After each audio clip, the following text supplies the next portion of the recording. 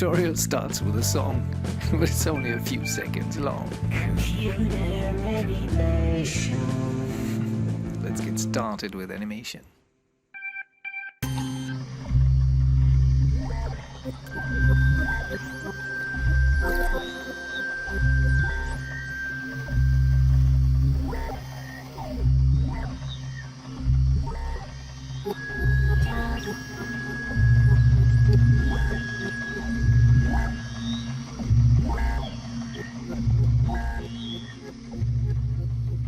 Hi folks, what you just saw was a Portolan chart in action.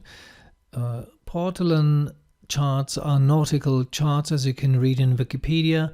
The articles are in many languages, for example here in Japanese, and it's basically starting with the same image here, and I have this in mind, Portolan chart of the Mediterranean and Black Seas with the west coast of Spain and Portugal. Probably people in the United States who watch this video don't know what I'm talking about. Spain, what is that?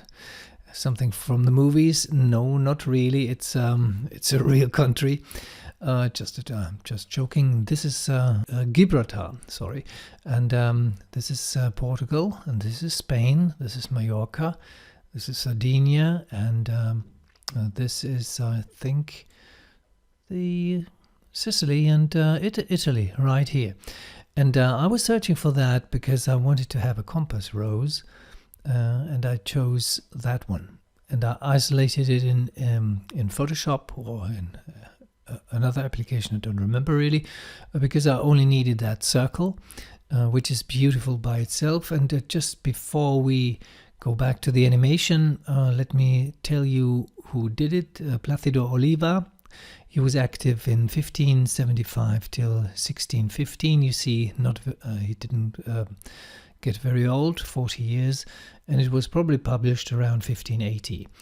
And you have lots of highly interesting maps in the Library of Congress library, and I just want to point you to that. And if you download them in a high resolution, you can use them in Maya and whatever kind of art project.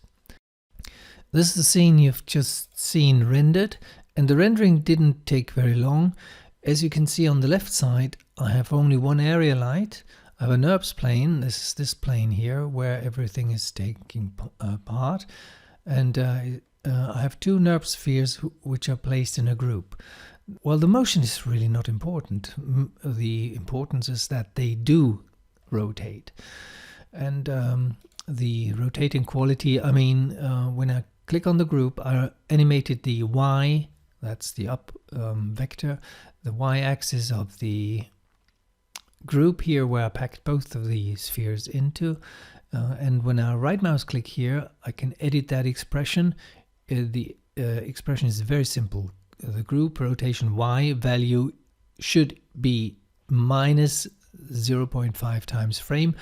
It basically is times frame, and the bigger sphere has expressions too. Just give you an example, edit expression, and you see it's the rotation in X equals time.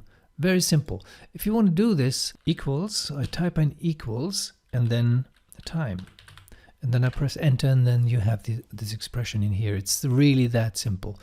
About this one, it is 3 times time. So it's very simple. Everything's very simple. How about this one? Same process here. And here, for example, we have equals frame. Very simple rotation animations with expressions. You can do that with keyframes as well.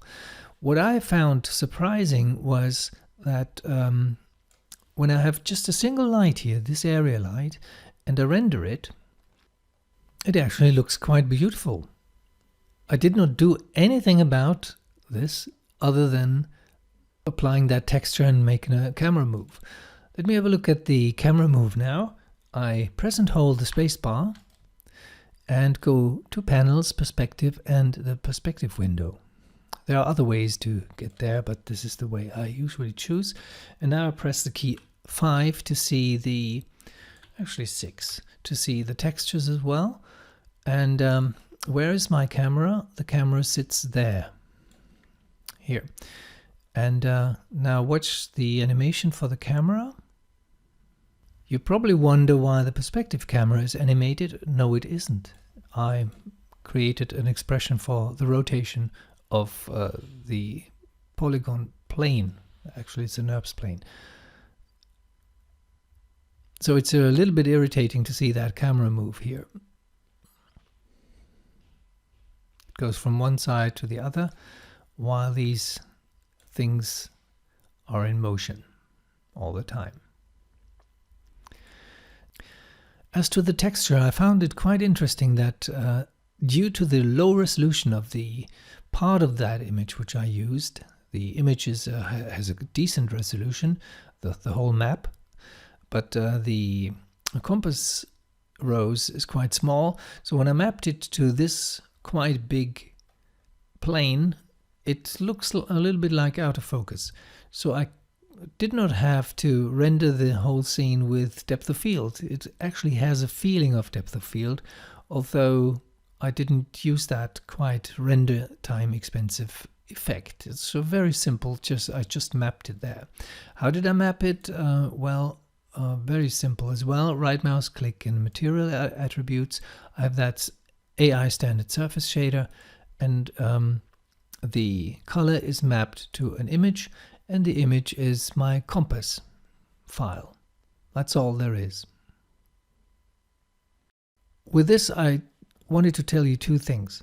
First of all, use the Library of Congress for getting these interesting structures here for your animations.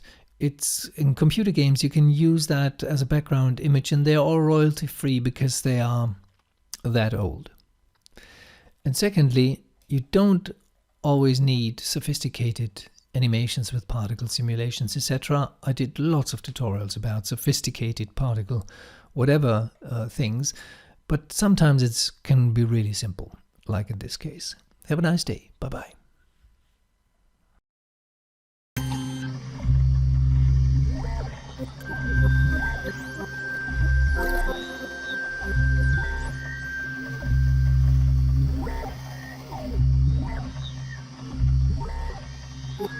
Thank you.